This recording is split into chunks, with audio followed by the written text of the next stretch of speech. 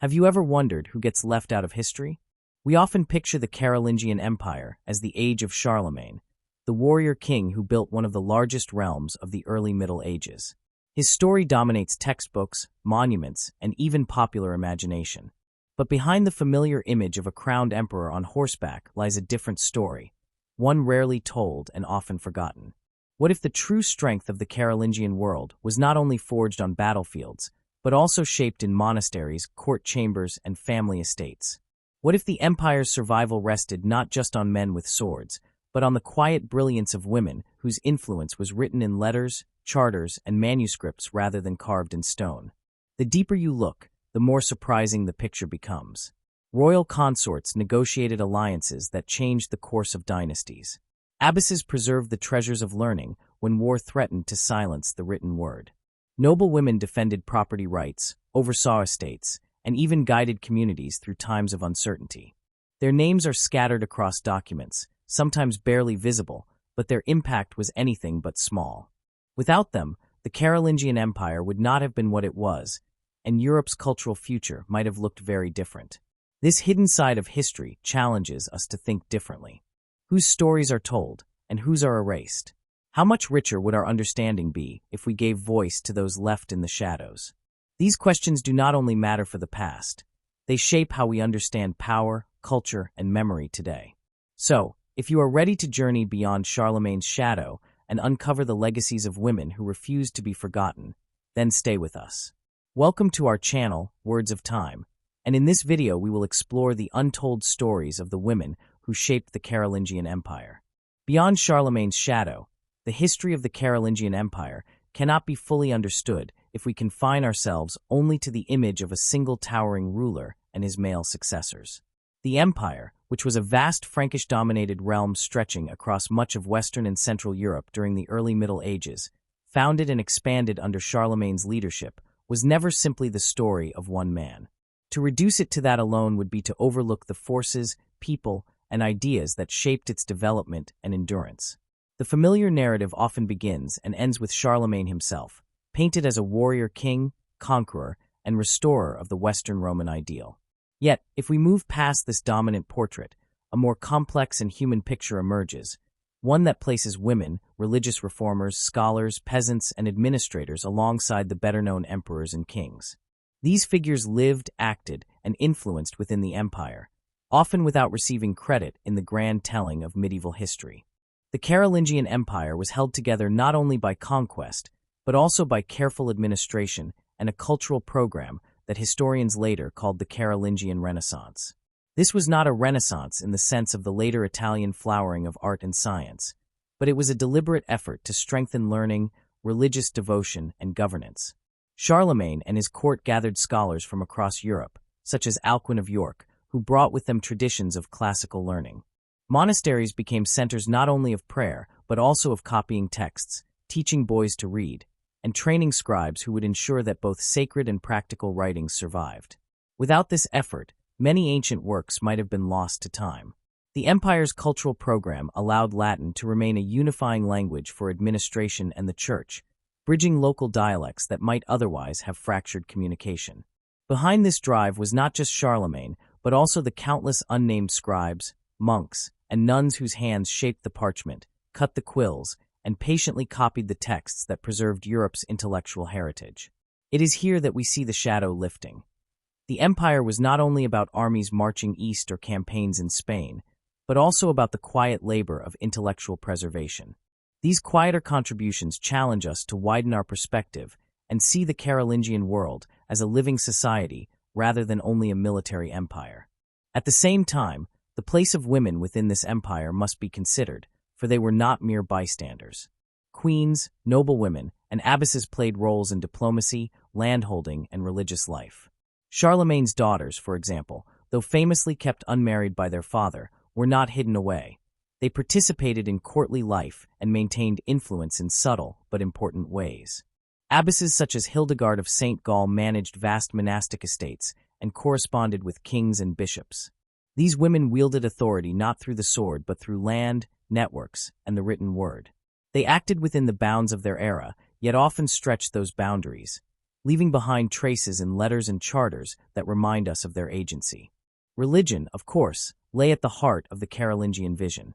Charlemagne's coronation as emperor on Christmas Day in the year 800 by Pope Leo III symbolized a partnership between the Frankish monarchy and the Roman Church. This alliance was not merely ceremonial. It was a deliberate effort to provide divine sanction for political power and to strengthen the Church's role across the empire. The effort to standardize Christian practice and belief was intense. Bishops were instructed to ensure proper teaching, priests were required to preach regularly, and monasteries were to follow clear rules. Uniformity was pursued to bring order, but this also meant suppressing local traditions and enforcing conformity. Such measures reveal how power was exercised not only through the sword, but also through the pulpit and the pen. The empire's cohesion, however, was always fragile. Charlemagne's successors faced the difficult task of ruling a vast and diverse territory. After Charlemagne's death, his son Louis the Pious attempted to maintain both the unity of the empire and the reforming spirit of his father's reign. Yet Louis faced constant challenges, from rebellious sons who fought over inheritance, from magnates who sought more independence, and from external forces pressing against the empire's borders. The conflicts that erupted after Louis's death showed how fragile the unity was when stretched across so many regions and peoples. By the mid-9th century, the empire fractured into distinct kingdoms that would eventually form the roots of modern France, Germany, and Italy. This political fragmentation does not mean the Carolingian legacy vanished. On the contrary, the ideas and institutions established during the empire's height endured. The notion of a Christian empire in the West survived, influencing the medieval idea of Christendom and later shaping the identity of rulers such as Otto the Great of the Ettonian dynasty. The reforms of the Church, the insistence on education, and the preservation of classical texts created foundations that later centuries would build upon. The Carolingian script, a clear and legible style of writing, spread across Europe and became the model for medieval manuscripts, eventually influencing the typefaces of the modern era. These achievements were not the work of Charlemagne alone, but of a broad network of thinkers, teachers, and rulers who worked within and beyond his reign. The everyday life of the empire also deserves attention. Most people within the Carolingian world were peasants tied to the land. Their lives were shaped by the rhythm of the agricultural year, by obligations to lords, and by the demands of the Church. They lived in wooden houses, farmed with simple tools, and owed labor or rent to their local rulers. Though they rarely appear in the chronicles, their labor sustained the empire.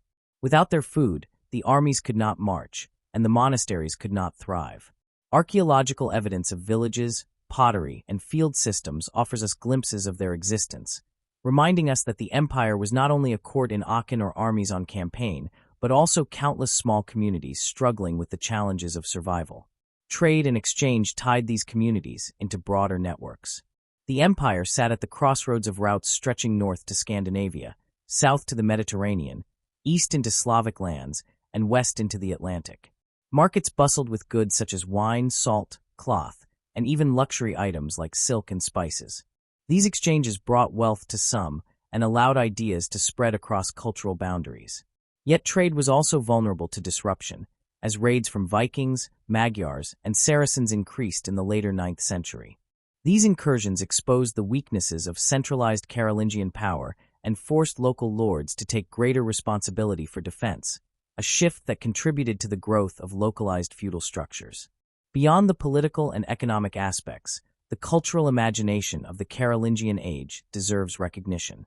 Chronicles, saints' lives, poetry, and law codes produced in this era reveal how people thought about their world. They saw themselves as heirs of Rome, chosen to uphold order and faith.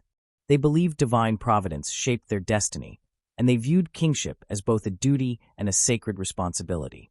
At the same time, tensions between ideals and reality are visible. Rulers preached peace but often waged war, clerics demanded moral reform but sometimes lived in luxury, and communities sought unity while still holding on to local traditions. These contradictions do not weaken the importance of the Carolingian Empire. Rather, they show it was a living and imperfect society, much like any other. When we move beyond Charlemagne's shadow, the empire becomes less a single story of conquest and more a tapestry woven of many strands. We see the scribes preserving texts, the abbesses managing lands, the peasants plowing fields, the the bishops enforcing uniformity, the traders carrying goods across long distances, and the warriors defending borders. Each of these threads contributed to the strength and eventual transformation of the empire. The Carolingian world was not frozen in the glow of a single great ruler, but alive with many forces, both powerful and ordinary, that together shaped medieval Europe. Even in its decline, the Carolingian Empire left behind an enduring memory. Medieval chroniclers looked back on Charlemagne with admiration, crafting legends that sometimes blurred history with myth. He became a figure not only of historical record but of imagination, appearing in epic tales such as the Song of Roland, where he stood as the model of Christian kingship and chivalry. This myth-making demonstrates how the empire continued to inspire long after its political structures had collapsed. For centuries, rulers and writers invoked Charlemagne's legacy to legitimize their own power, showing that the shadow he cast was indeed long, but also transformed by those who walked in it. By exploring all of these dimensions, we uncover a fuller understanding of the Carolingian Empire. It was at once fragile and enduring, violent and creative, hierarchical yet dynamic. To look only at Charlemagne is to see only the brightest light, which blinds us to the subtler but equally important elements that sustain the empire. Beyond Charlemagne's shadow lies the real texture of early medieval Europe, a world of struggle and achievement, of order and fracture, of great ambition and quiet labor. To appreciate the Carolingian Empire is to recognize not only its grand rulers, but also the many people who, in ways large and small, shaped the course of history during this formative age. Beyond Charlemagne's shadow, one must ask an unsettling but necessary question. Who else was there? The common picture of the Carolingian Empire shows us crowned kings, armored warriors, and imperial coronations, but that image is incomplete. A true understanding of this empire requires us to look not only at the rulers who left their names in chronicles, but also at the many figures whose stories remain half-hidden, whether by accident of survival or by deliberate omission from mainstream accounts. To imagine the Carolingian world only as a stage where one emperor stood at the center is to miss the intricate webs of power and influence that stretched in every direction. Beneath the public spectacle of armies marching and kings enthroned were quieter, less visible forces. Women who held property and influence, churchmen and churchwomen who guided spiritual reform, administrators who shaped laws and customs, peasants whose labor sustained the economy, and scholars whose pens preserved the intellectual foundation of Europe. To move beyond Charlemagne's shadow is to see all these players, not as background characters, but as essential to the empire's fabric. The empire, founded by Charlemagne and expanded under his rule, stretched across Western and Central Europe during the early Middle Ages. It was vast, diverse, and fragile, held together by both conquest and consensus. Its cohesion owed much to military campaigns that subdued Saxons, Lombards, and Avars, but its endurance also rested on governance, culture, and faith. The sword could win territory, yet it was law, learning, and religion that knit together peoples of different languages and traditions. This mixture of force and persuasion created a Christian empire that saw itself as heir to Rome, charged with both temporal and spiritual responsibility.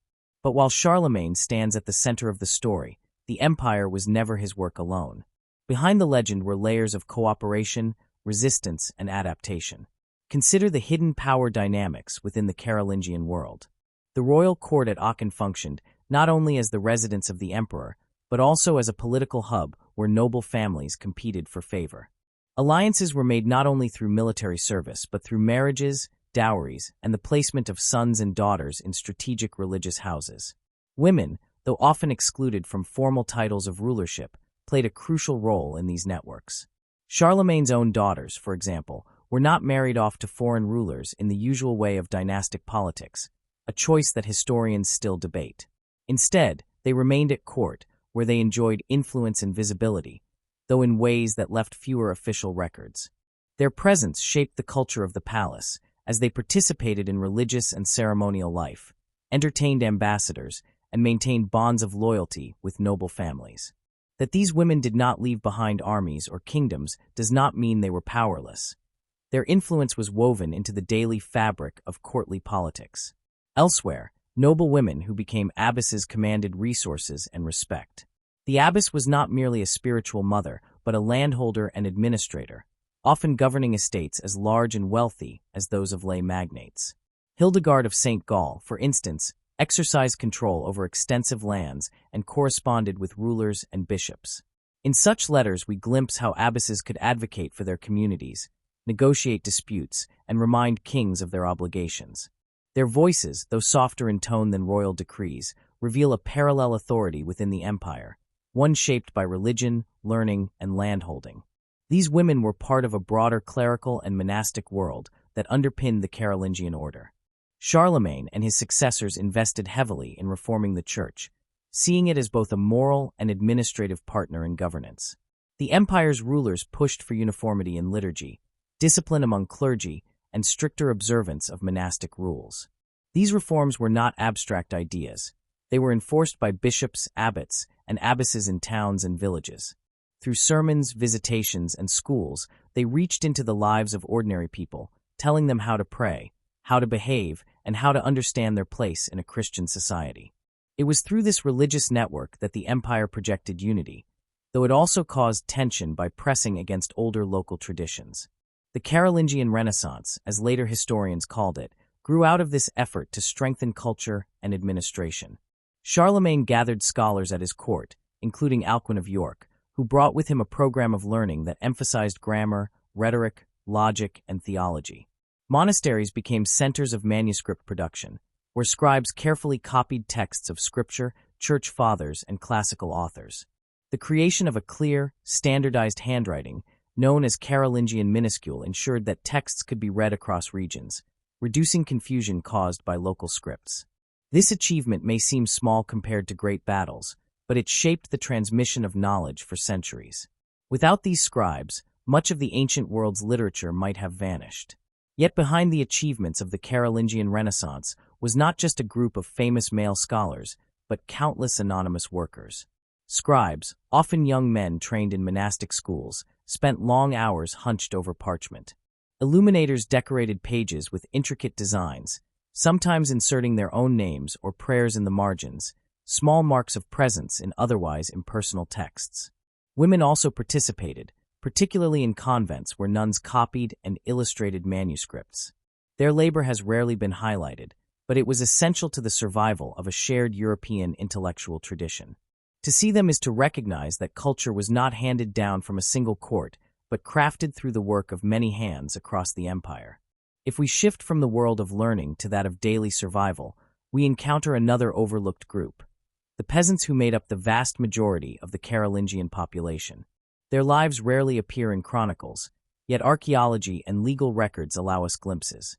They lived in wooden houses with thatched roofs, kept livestock, and grew crops such as wheat, rye, and barley. Their year followed the rhythm of planting, harvesting, and tending animals. They owed rents and labor services to their lords, whether a noble, bishop, or monastery, and they carried the burden of sustaining both local communities and the wider empire. When armies marched, it was their grain that fed the soldiers. When monasteries built new churches, it was often their labor that provided the work. They lived lives of hardship, but without them the Carolingian order could not have existed. These peasants were not entirely without agency. Records of disputes show them appealing to local courts, negotiating obligations, and sometimes resisting burdens they saw as unfair. Their voices, though faint, remind us that the Carolingian Empire was not only imposed from above, but also lived from below. The relationship between rulers and ruled was complex, involving negotiation as well as command. This complexity challenges the image of a strictly top-down empire and reveals the web of relationships that sustained it. Trade and travel also played roles in shaping Carolingian society. Markets connected local producers with broader networks that stretched far beyond the empire. Merchants carried wine, salt, and cloth across regions, while luxury goods like silk and spices traveled through long-distance trade routes linking Europe with the Mediterranean and beyond. Viking raids disrupted some of these connections, but they also created new ones, as Scandinavian traders settled and integrated into European markets. In these exchanges, we see how the Carolingian world was not isolated, but part of a wider system of cultural and economic interaction. The political side of the empire, often narrated as a simple succession of rulers, was in reality marked by conflict and division. Charlemagne's son Louis the Pious tried to maintain unity, but faced rebellion from his own sons, who fought bitterly over inheritance. The eventual division of the empire among them in the mid-9th century weakened central authority and laid the groundwork for the rise of separate kingdoms. Yet even in fragmentation, Carolingian ideas endured. The image of a Christian empire under divine sanction remained powerful, influencing rulers such as Otto the Great and shaping the later concept of Christendom. What is striking in all of this is how memory shaped the Carolingian legacy. Later generations looked back on Charlemagne with awe, crafting legends that elevated him beyond history into myth. In epic poetry like the Song of Roland, he became a model of Christian kingship, defender of the faith, and symbol of chivalry. This legendary Charlemagne bore only partial resemblance to the historical ruler, but the myth carried weight. It served as a tool for later kings to legitimize their power, showing how even in memory, the Carolingian shadow lingered. Yet memory also obscured others. The daughters who remained at court, the abbesses who governed estates, the nuns who copied manuscripts, the peasants who plowed fields, the merchants who carried goods, and the scribes who preserved texts, all faded into the background of a story told primarily about emperors and warriors. Their contributions were not remembered with the same grandeur, though without them the empire would have been weaker and perhaps shorter-lived. To bring them back into view is not to diminish Charlemagne, but to complete the picture of the world he inhabited. The Carolingian Empire was thus a society of many layers. Rulers striving for unity, church leaders pushing reform, women exercising subtle influence, peasants sustaining the economy, and scholars preserving learning. Each group carried weight in its own way. The empire was not a monolith but a living organism, held together by cooperation and conflict, by faith and force, by memory and myth. To look beyond Charlemagne's shadow is to recognize this complexity, and to see that history is not only about the brightest lights, but also about the many smaller flames that kept the world burning. Even as the empire declined, its echoes endured in institutions, ideas, and cultural memory. The Carolingian script shaped the way Europe read and wrote. The reforms of the church set standards for discipline and worship. The ideal of a Christian ruler charged with moral, as well as political responsibility, continued to guide medieval kingship. And the stories woven around Charlemagne himself ensured that his name would outlast the empire. But the untold stories, the women, the peasants, the scribes, also endure if we are willing to look for them. They remind us that history is not simply the story of great men, but the story of communities, relationships, and shared human effort. When we challenge ourselves to see the Carolingian Empire in this way, the shadow of Charlemagne becomes less a barrier and more a backdrop against which many other lives take shape. His greatness is still there, but it is no longer the only focus. Instead, we see an empire that was human in its struggles, creative in its solutions, and enduring in its influence. The story becomes not one of a single man, but of a society that, for a time, managed to bring together diverse peoples into a shared Christian world. And it is in this fuller story, beyond Charlemagne's shadow, that we can truly grasp the significance of the Carolingian Empire in the history of Europe. The architects of influence in the Carolingian Empire were not always the kings, bishops, or generals whose names dominate chronicles.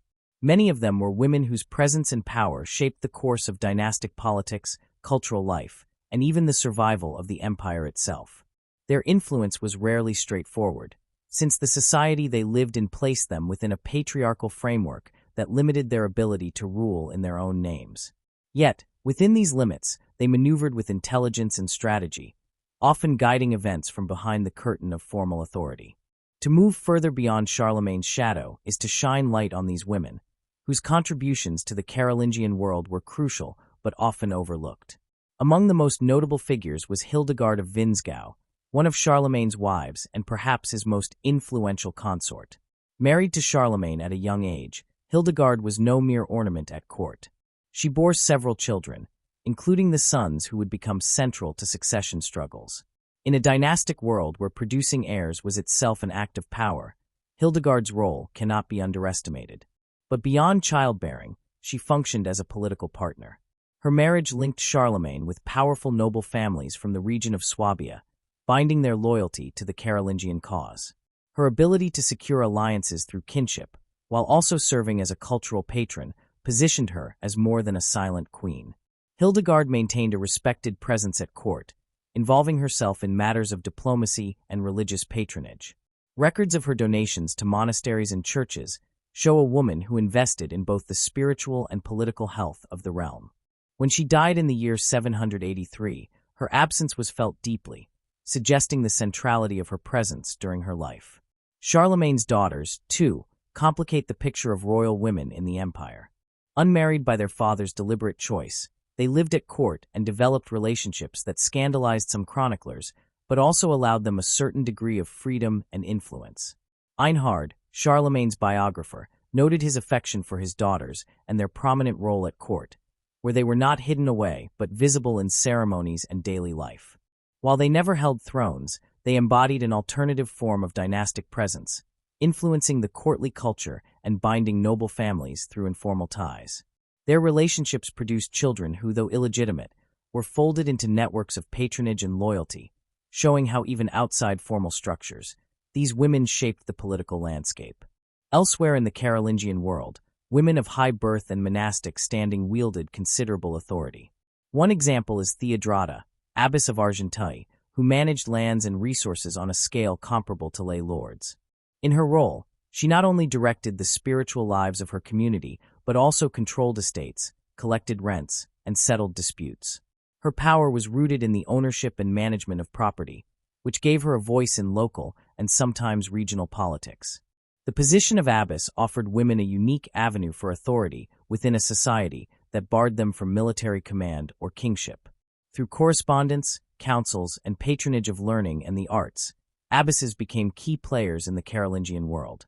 Perhaps the most striking example of a woman exercising overt political power was Empress Judith, second wife of Louis the Pious, Charlemagne's son and successor.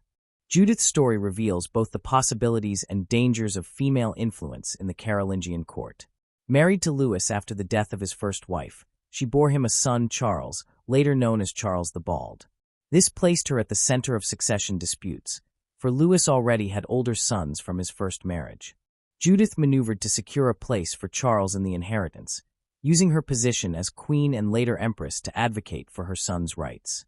Her efforts brought her into conflict with Louis's elder sons and their supporters, leading to accusations of manipulation and even charges of adultery, standard weapons used to undermine politically active women.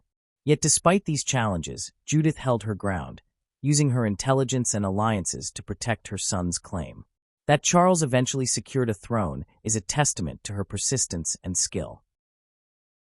Judith's career also illustrates the hostility women often faced when they stepped into the political arena. Chroniclers painted her as scheming and dangerous, a threat to stability. Such portrayals reveal more about the anxieties of male elites than about Judith herself. Women who exercised power openly were often described as corrupting influences, whereas their male counterparts engaging in the same behavior were framed as strong leaders. To navigate these biases, women like Judith developed strategies of influence that relied on subtlety, piety, and patronage. They cloaked political maneuvers in the language of maternal duty or religious devotion, making their interventions appear natural rather than disruptive. Cultural patronage was another sphere where women could assert influence. Royal consorts, queens, and abbesses endowed monasteries, sponsored the copying of manuscripts, and promoted the cults of saints. By doing so, they shaped not only religious practice, but also the intellectual currents of the time. Hildegard of Vinzgau, for instance, is remembered for her patronage of monasteries, which linked her legacy to both faith and learning. Other women, like Gisela, Charlemagne's sister and abbess of Chelles, turned convents into centers of culture and education. Gisela's abbey attracted scholars and produced manuscripts, ensuring that the Carolingian Renaissance was not confined to male monasteries or the royal court. Her work demonstrates that women, too, were central to the preservation and transmission of knowledge in this era. Diplomacy offered yet another avenue for influence. Marriages arranged between Carolingian princesses and foreign rulers served as instruments of peace and alliance. Even when Charlemagne himself avoided marrying his daughters to foreign kings, his granddaughters and later female relatives were used to cement bonds with Lombard, Bavarian, and Anglo-Saxon elites. Once married, these women became mediators between their natal and marital families, often advocating for peace or acting as conduits for communication. They carried with them not only dowries, but also the cultural and religious expectations of the Carolingian court, spreading its influence into neighboring realms. In this sense, women functioned as bridges across political and cultural boundaries, their marriages shaping the map of European diplomacy. The ability of women to influence politics was thus deeply tied to their roles as mothers, wives, and abbesses. But these roles were not passive. They required strategic brilliance to navigate the dangers of court politics, succession disputes, and the scrutiny of chroniclers. To maintain authority, women cultivated reputations for piety, generosity, and loyalty, even while pursuing ambitious goals. They balanced the expectations of obedience with the realities of power, often turning supposed weaknesses into strengths. For instance, by presenting themselves as advocates for their children, women like Judith of Bavaria legitimized their interventions as natural maternal duties, even as they reshaped the political landscape. At the same time, the patriarchal framework of Carolingian society remained a constant barrier. Women could not hold kingship or command armies, and their voices in councils were often indirect. To overcome this, they relied on informal networks, alliances with bishops, loyalty from household officials, or influence over their husbands and sons. They learned to wield the tools available to them, letters, gifts, patronage, and persuasion, rather than swords or titles. This required a kind of political intelligence that was no less significant than battlefield strategy. The challenges faced by these women also highlight the precariousness of female power. A queen or empress might wield influence while her husband lived, but widowhood or remarriage could strip her of authority. An abbess might govern estates for decades, but her power depended on the goodwill of kings and bishops. Rumors of immorality, whether true or fabricated, could undermine reputations and destroy careers. Despite these risks, many women succeeded in leaving lasting marks on the Carolingian world, their legacies visible in the survival of texts, the success of dynasties, and the memory of chroniclers who, even when hostile, acknowledged their presence. To see these women as architects of influence is to recognize that the Carolingian Empire was not a purely masculine creation. It was a society where power was negotiated across gender lines, where women's roles in succession, diplomacy, and cultural life were as important as men's conquests and decrees. Their strategies, challenges, and achievements remind us that history's stage is crowded, even when the spotlight shines on only a few.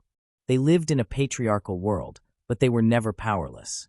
Instead, they mastered the arts of influence, shaping an empire from within its constraints and ensuring that beyond Charlemagne's shadow, their own lights continued to glow. Guardians of culture and faith within the Carolingian Empire were often women whose names have slipped to the margins of history, but whose contributions were indispensable to the intellectual and spiritual vitality of their time.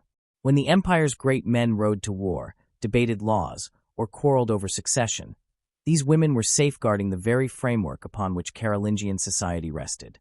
They worked not only in cloisters but in scriptoria, in schools, in churches, and on the estates that supported these institutions. Their efforts to preserve texts, encourage learning, and promote religious devotion ensured that the fragile gains of the Carolingian Renaissance did not vanish in the turbulence of political fracture and external invasion. They were cultural anchors, and their influence extended far beyond the walls of their monasteries. To appreciate their role, one must first recall the unique position monasteries and convents held in the Carolingian world. They were not merely retreats for prayer, but also vibrant centers of learning, art, and administration. Kings and nobles endowed them with land, wealth, and privileges, both to secure divine favor and to maintain reliable allies in local regions. Within these institutions, abbesses commanded authority that rivaled that of secular lords. Their responsibilities included overseeing estates, directing agricultural production, negotiating with local rulers, and ensuring that their communities adhered to the spiritual and intellectual standards set by reformers at court. This combination of economic, political, and spiritual duties made abbesses pivotal figures in both the stability of their regions and the continuity of Carolingian culture.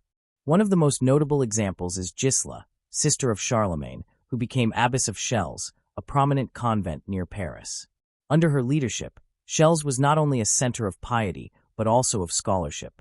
Manuscript evidence shows that nuns there engaged in copying and illuminating texts, producing works that enriched the Carolingian Renaissance. Chelles had a tradition of high learning even before Gisela, but her position as royal abbess strengthened its ties to the court and made it a model for other religious houses. She embodied how women could preserve knowledge by ensuring that convents participated in the intellectual revival that Charlemagne promoted. Through her guidance, Shells became a sanctuary for literacy and an engine for cultural renewal. Another remarkable figure was Rotrud, daughter of Charlemagne, who, though not an abbess herself, received an education at a convent and later corresponded with scholars like Alcuin of York. Alcuin's letters to her reveal a mutual respect for learning, as he encouraged her to continue her studies of scripture and theology. This correspondence not only underscores the literacy of Carolingian princesses, but also highlights the intellectual networks in which they participated. Women like Rotrud acted as bridges between the court and the monastic world, demonstrating that intellectual pursuits were not confined to men. Their learning gave them moral authority, which they could use to influence both cultural and religious life. The contribution of women in manuscript production deserves particular attention. The copying of texts was not a mechanical task, but an act of preservation and devotion. In convents such as Shells and others across the empire, nuns trained in reading and writing devoted themselves to this painstaking work. They ensured that the words of the Church Fathers, the Scriptures, and even some classical authors survived into later centuries. Without their labor, the fragile parchment manuscripts of the ancient world might have been lost in an age of war and instability. In their careful script, often using the Carolingian minuscule that made reading easier and more uniform, we find the fingerprints of countless women whose names are mostly forgotten, but whose impact is immeasurable. In addition to copying texts, these women contributed to the arts. Illuminated manuscripts produced in Carolingian convents display an aesthetic that combines both spiritual devotion and creative expression. Bright colors, intricate designs, and symbolic images adorned sacred books, turning them into treasures that reflected both the glory of God and the skill of the artist. While male monasteries like those at Tours or St. Gall often received the credit for Carolingian art, convents were no less important in cultivating this cultural flowering. The artistic contributions of women ensured that beauty was married to faith, and in doing so, they reinforced the spiritual life of the empire. Abbesses also played roles as patrons of saints' cults and guardians of relics, further anchoring their communities within the religious landscape. By sponsoring the veneration of saints, commissioning hagiographies, or building chapels, they shaped how faith was practiced and remembered. These efforts were more than religious exercises. They served as powerful tools for cultural continuity. Saints' cults created shared identities for communities, linking local devotion to the broader Christian story. Women, through their roles as abbesses and patrons, ensured that these cults thrived, giving the people of the empire a sense of stability and belonging amid political upheaval. One must also consider the ways these women provided stability during crises. The Carolingian Empire faced constant threats, from Viking raids in the north to Magyar incursions in the east and Saracen attacks from the south. In times when royal armies were stretched thin and central authority weakened, monasteries often became sanctuaries of resilience. Abbesses had to protect their communities, negotiate with invaders, and sometimes rebuild after destruction. Their leadership ensured that cultural and spiritual life endured even when political structures faltered. It is no exaggeration to say that they acted as guardians not only of texts and traditions, but also of the very survival of their communities. Their influence also reached into education. Convents educated young women, often daughters of noble families, who later carried literacy and piety into the secular world. Some remained in the cloister, but others married and brought with them the training they had received, strengthening the cultural literacy of the nobility. In this way, convents became seedbeds of learning that spread their influence far beyond their walls. They created a ripple effect, ensuring that literacy, devotion, and cultural refinement penetrated into noble households and shaped the ethos of the ruling class. The intellectual prowess of these women was sometimes recorded, though often in the margins of letters or chronicles. Correspondence between abbesses and bishops reveals women who engaged in theological debates, advised on moral questions, and demanded fair treatment for their communities. They were not passive recipients of male authority, but active participants in shaping the religious discourse of their time. Though the patriarchal culture of the Carolingian Empire often minimized their voices, the evidence that survives reveals their confidence and skill in engaging with intellectual life. The overlooked contributions of these women also raise questions about how history remembers power.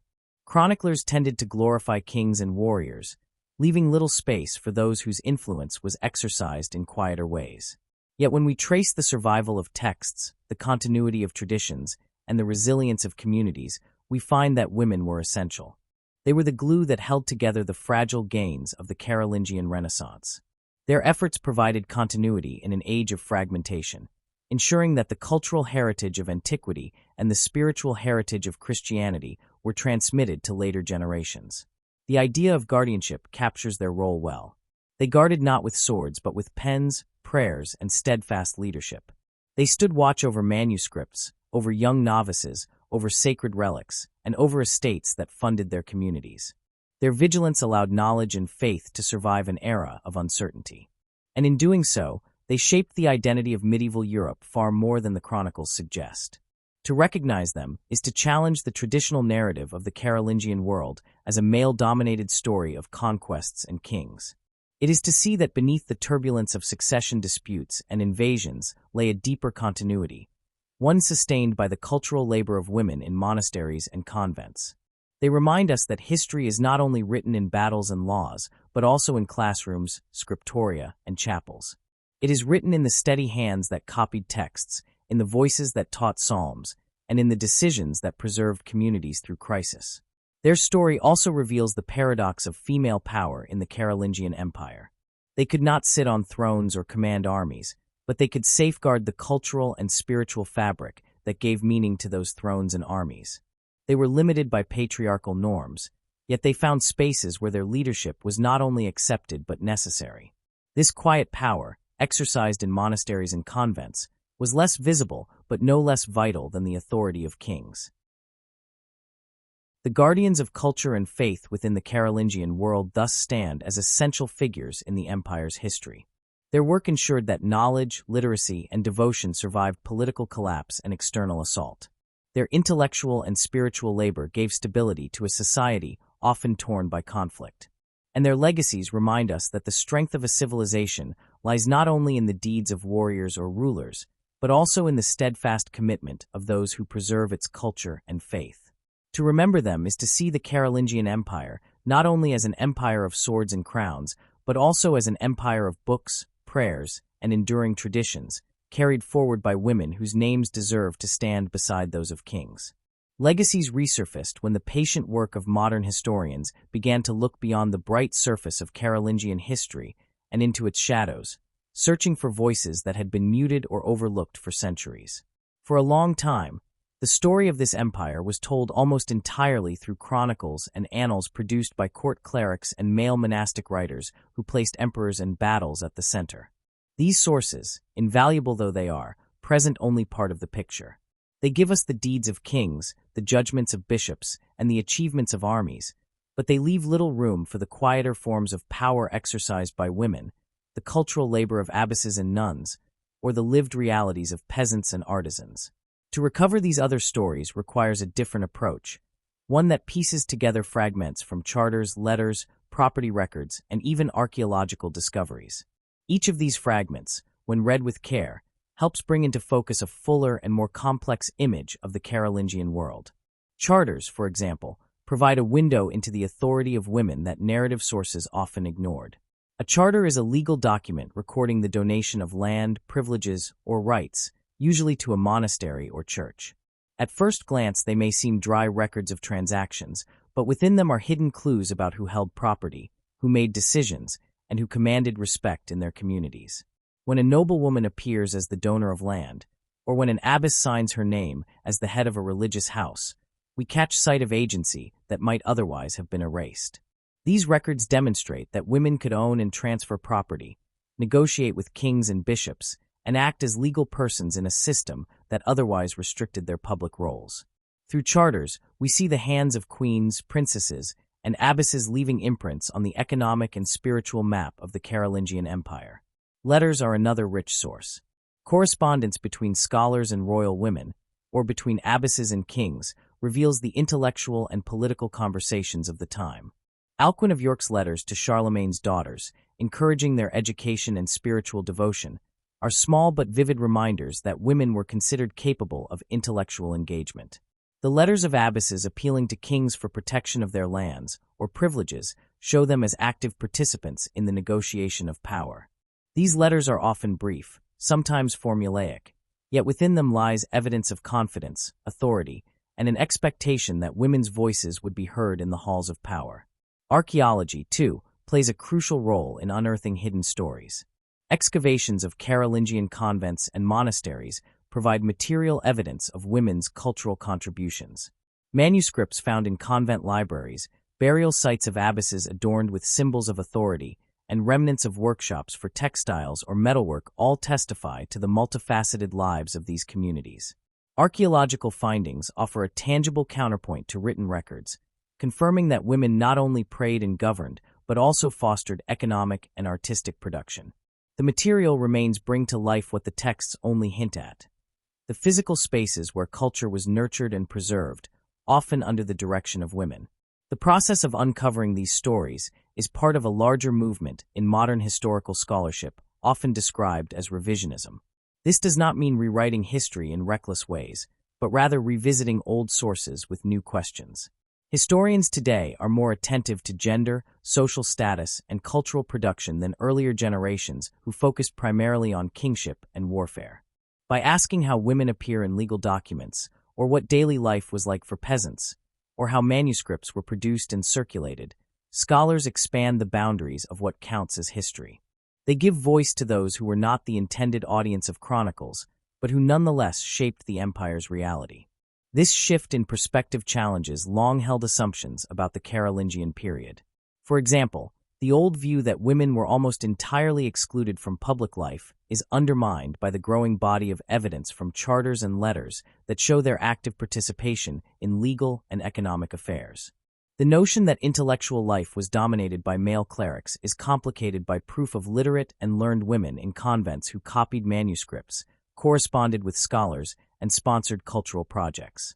Even the idea of the empire as a strictly top-down political structure has been questioned, as evidence shows how local communities, including women, negotiated and shaped their own spaces of power.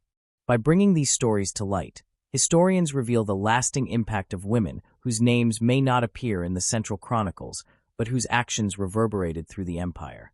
Their influence can be traced in legal precedents that acknowledged women's rights to property and inheritance, even if those rights were often contested. Such precedents shaped the development of medieval law and provided frameworks that later societies would adopt and adapt. Their cultural contributions ensured the survival of texts and traditions that nourished European intellectual life for centuries. Without their guardianship of manuscripts and convent schools, the fragile gains of the Carolingian Renaissance might have been lost in the turbulence of the 9th and 10th centuries. Beyond law and culture, these women's legacies can also be seen in the stability they provided during periods of political instability. As abbesses managed estates and convents, they acted as anchors of continuity in a world where kingship was often unstable and borders uncertain. Their ability to preserve knowledge and maintain communities ensured that the Carolingian heartlands remained culturally rich even as political power fractured. In this sense, they helped carry forward the memory and identity of the empire long after its political unity had collapsed. Modern scholarship does not romanticize these women, but situates them within their complex historical context. They were constrained by patriarchy, vulnerable to slander, and often dependent on male rulers for protection. Yet they found ways to exercise influence, whether through the language of piety, the strategies of diplomacy, or the authority of property management. Their brilliance lay in navigating limitations without surrendering agency, in shaping outcomes without always standing at the front of the stage. As historians recover their stories, the Carolingian Empire itself appears in a new light. It becomes less the tale of a single emperor and more the story of a society woven from many threads. The legacies of women emerge not as faint echoes, but as integral elements of the empire's fabric. They influenced how law was written, how culture was preserved, how faith was practiced, and how communities endured. Even without their names emblazoned in history books, their impact continues to shape how we understand the medieval world. In this ongoing work of recovery, we are reminded that history is never finished. Each charter deciphered, each manuscript studied, and each excavation conducted has the potential to reveal another hidden voice, another legacy waiting to resurface. The Carolingian women who shaped culture, law, and society did not vanish. Their traces remain, and with them, the possibility of telling a richer, truer story of the empire. Their presence reminds us that beyond Charlemagne's shadow lies not darkness, but a landscape alive with the enduring light of many lives, many choices, and many legacies that continue to shape the memory of Europe. Reclaiming their narrative is not only about filling in gaps in the story of the Carolingian Empire, but also about rethinking what history itself means and who it is meant to serve. For centuries, the record of this empire was framed through the lens of kingship, conquest, and ecclesiastical authority, with Charlemagne towering above all as the empire's founder and symbol. That image was powerful, but it was also partial. The recovery of women's roles in law, culture, and faith demonstrates that the empire was not the product of a single man, nor even of a single dynasty, but of countless individuals whose lives intersected in ways that gave shape to its character. The abbesses who guarded manuscripts, the queens who negotiated alliances, the noble women who defended their property rights, and the nuns who copied texts were all integral to the empire's survival and flourishing. To leave them out is not only unfair but historically inaccurate, since their absence distorts the very structure of the past. Acknowledging these forgotten women provides a more complete and nuanced understanding of the Carolingian world. When we recognize the intellectual authority of abbesses or the political skill of queens, we see the empire less as a rigid hierarchy dominated from the top and more as a network of negotiations, relationships, and cultural exchanges.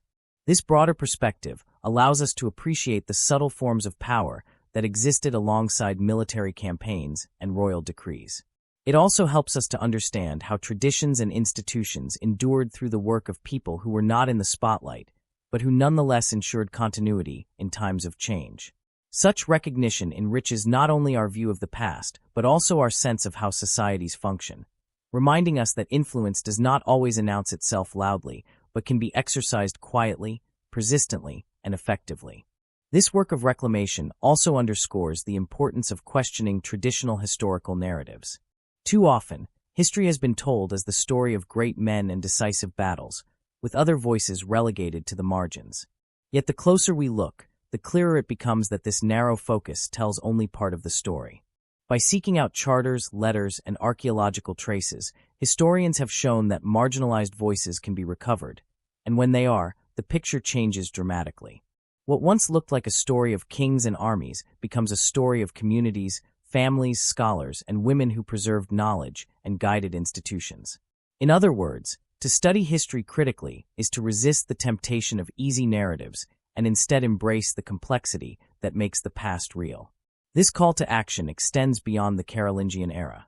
The same silences that shaped the way we once understood this empire have shaped the way many other periods of history have been remembered. Women, peasants, artisans, and people from outside the centers of power have often been ignored or reduced to footnotes. Reclaiming their narratives is not simply a scholarly exercise but a moral one, because it ensures that we do not allow the past to remain distorted by exclusion. It invites us to look again at the records we think we know and ask whose voices are missing and why. It pushes us to question whether the history we inherited was shaped by omission as much as by inclusion. And it encourages us to keep widening the circle of whose stories are told, because the past belongs to all who lived it, not only to the few who were celebrated in official accounts. To take this approach is to recognize that history is not a finished book, but a conversation, one that each generation can expand and enrich. By insisting that the women of the Carolingian Empire be remembered, we are not only restoring their place in the past, but also modeling a way of thinking about history that can be applied to other times and places. This perspective allows us to better understand the contributions of groups that have often been marginalized, whether by gender, class, ethnicity, or geography. It helps to dismantle the myth that history is simple and linear, showing instead that it is a tapestry woven from many threads, some bright and visible, others faint but no less important. The conclusion, then, is not simply that Carolingian women deserve recognition, but that their stories change the way we see history itself. When we acknowledge them, we break down the illusion that history is made only by kings and warriors. We see instead a world sustained by the work of many, enriched by the intellect of women, stabilized by their management of estates, and illuminated by their cultural patronage. The empire that emerged from Charlemagne's rule was vast and powerful, but its endurance depended on far more than the sword or the throne. It depended on the countless individuals whose lives and choices left marks on the institutions, traditions, and culture of Europe. To remember these women is to honor their resilience and ingenuity, but it is also to correct the record. Their absence from mainstream narratives was not inevitable, but the result of choices about what counted as history and who was deemed worthy of memory. Reclaiming their narrative ensures that future generations will no longer see the Carolingian world as only a stage for kings and bishops, but as a living society animated by diverse actors, many of whom were women. In this way, the study of the past becomes an act of justice as well as of knowledge, restoring balance to a story that has been too long told in one voice. Ultimately, history is not just about kings and battles. It is about the weaving together of countless lives into a fabric that endures across centuries. The Carolingian Empire, when viewed in its fullness, is one such fabric. It was shaped by emperors and generals, yes, but also by abbesses who nurtured learning, queens who guided succession, and noble women who defended rights and property. Their hands are woven into the very threads of that fabric, even if for centuries their names were hidden. By reclaiming their narrative, we ensure that the tapestry of history shines with its true richness, reminding us that the past is not a single story but many, and that each voice, once heard, adds depth and truth to our understanding of who we are.